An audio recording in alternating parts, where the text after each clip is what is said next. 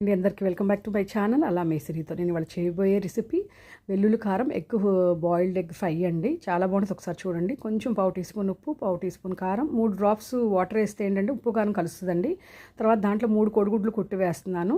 అవి మిక్స్ చేసుకోవాలండి, బాగా మిక్స్ అయ్యేటట్టు తిప్పుకోవాలి మనం. ఇలా మిక్స్ అయిపోయింది. ఇప్పుడు దీన్ని మనం ఆవిరి మీద ఉడకబెట్టాలండి.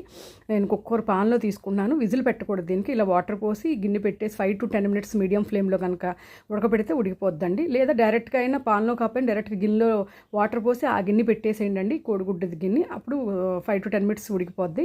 ఈలోపు మనం మసాలా రెడీ చేసుకోవాలి. 8 వెల్లుల్లిపాయలు, కొంచెం పావు టీ స్పూన్ ఉప్పు, పావు టీ స్పూన్ కారం, జీలకర్ర వేసి మనం నూరుకోవాలి.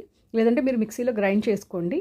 ఈలో పక్కన పెట్టుకుని మనం అంటే ఈ 3 కోడిగుడ్లకి నేను ఏం చేస్తున్నానంటే ఒక ఉల్లిపాయ, 2 పచ్చిమిరకాయలు తీసుకుంటున్నానండి. చూసారు ఎంత బాగా ఉడికిందో. 5 to 10 minutes మీడియం ఫ్లేమ్లో ఉడకపెడితేనే ఇలా వస్తుందండి. అదే హై ఫ్లేమ్లో పెట్టేస్తే పొంగిపోద్ది. అసలు ఎంత బాగా జున్ను ముక్కల్లా ఉంది. ఇది ఒక్కో పీసును అలా మనం ఇలా చాకుతో ఇలా తిప్పంగానే అన్ని పీసులు వచ్చేస్తాయండి, మనం కట్ చేసిన పీసులు.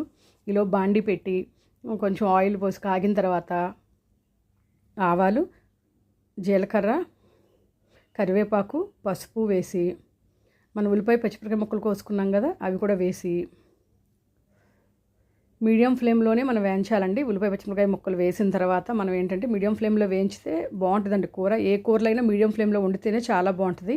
మరీ హై ఫ్లేమ్లో వండితే అరోమా కూడా ఉండదండి, మాడిపోయి అలా అవుతుంది.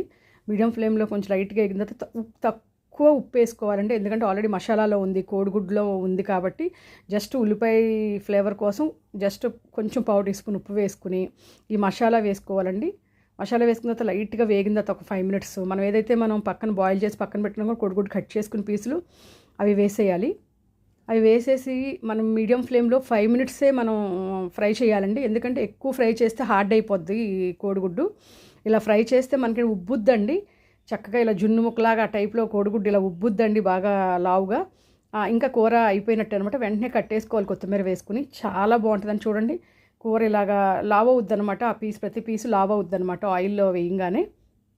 చాలా చాలా బాగుంటుందండి, ఒకసారి ట్రై చేయండి అండి. ఒట్టి పీసులే మనం ప్లేట్లో పెట్టుకుని తినేయచ్చు, లేదా అన్నంలో తినొచ్చు. రసము, సాంబారు, పప్పుచారు ఏది దేంట్లో నంచుకుని తింటే అసలుకి అంత టేస్టీగా ఉంటుందండి. అసలుకి ఇంకా తినాలనిపిస్తుంది. ఒకసారి ట్రై చేయండి. నా రెసిపీ నచ్చితే లైక్, సబ్స్క్రైబ్ మై ఛానల్.